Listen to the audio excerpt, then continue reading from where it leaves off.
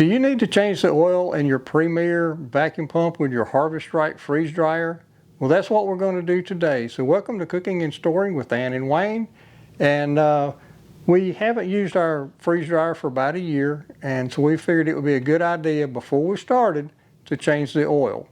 And before you change your oil, you need to let the pump warm up a little bit.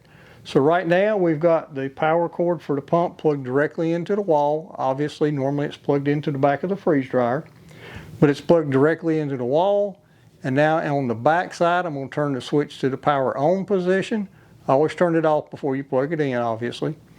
And I'm going to turn it on and let it run, and we'll be back in about a minute, and we'll start draining the oil. All right, here we go. Takes it a moment to start. There we go, and we'll let it run for about a minute. Okay, it's been about a minute. I'm going to turn the pump off now. I did have the door closed, so it actually was drawing a vacuum on my freeze dryer, which puts a little bit more of a load on the pump, so it'll warm up a little quicker that way. But anyway, that's not really necessary, but I did that. All right, now to drain your oil. You got this little Brita filter that came with your freeze dryer, or you should have one.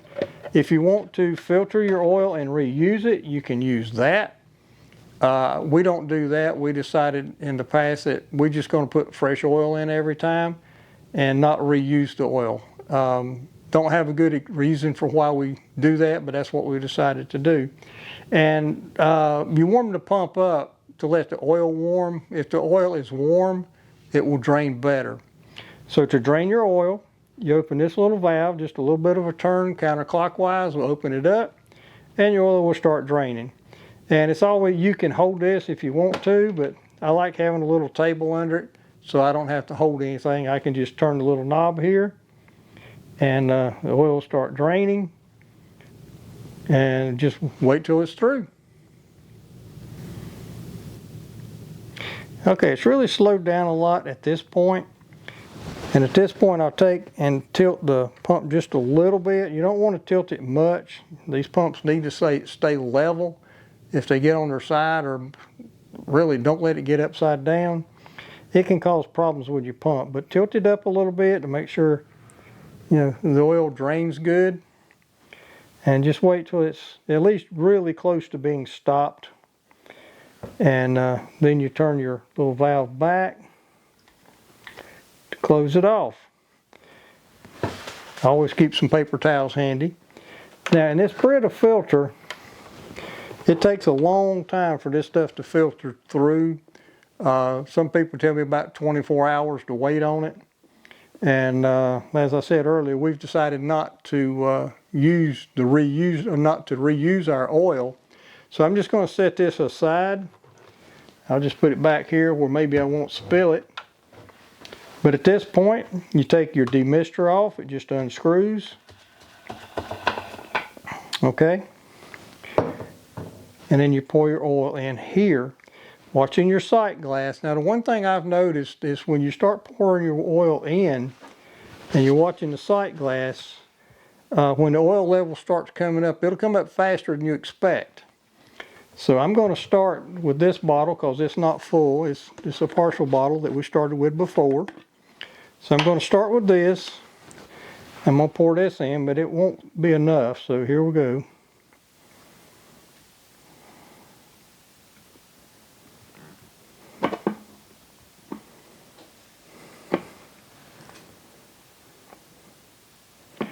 All right, there wasn't a whole lot in there, so that's nowhere near enough to fill up our pump.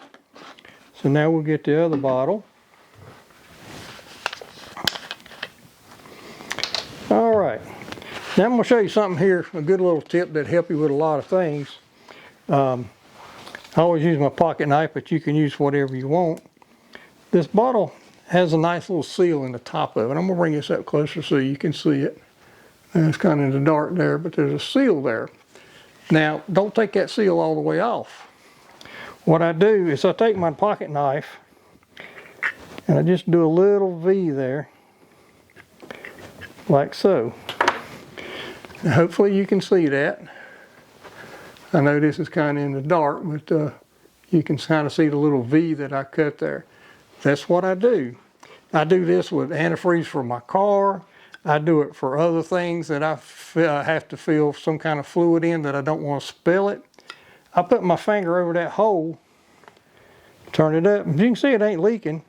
And then when you're ready, you just pull your finger back, and you start, filling the oil into that reservoir. Of course, now I want to keep watching it, but I can squeeze the bottle a little bit just to get it going. But that small hole also helps to slow down how fast the oil comes out. And as I said, I've used this on a lot of different applications over the years.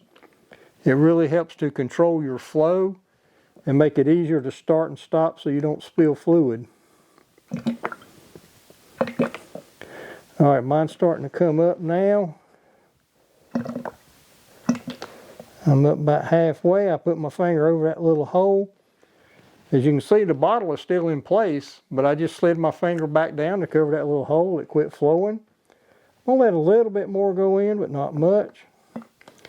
All right, slide my finger back down, plug up the little hole, and didn't spill a drop. It's just that easy to fill things using that technique. Just cut a little triangle hole in that seal, and you're good to go. Now just take your demister and carefully screw it back on, like so, and you're done. Now there are occasions when you might want to take your demister apart. We're not going to get into that here today, but you can take it apart and clean it, but it's not something that you would do every time you change your oil. So for most people, you won't do that very often. So at this point, we need to take our power cord, plug it back into the back of our freeze dryer, and turn it on in the back, and we'll be ready to start freeze drying some more food. So at this point, I'd just like to say thank you for visiting Cooking and Storing with Ann and Wayne, and we wish you good food, safe storing, and happiness. Thank you for visiting.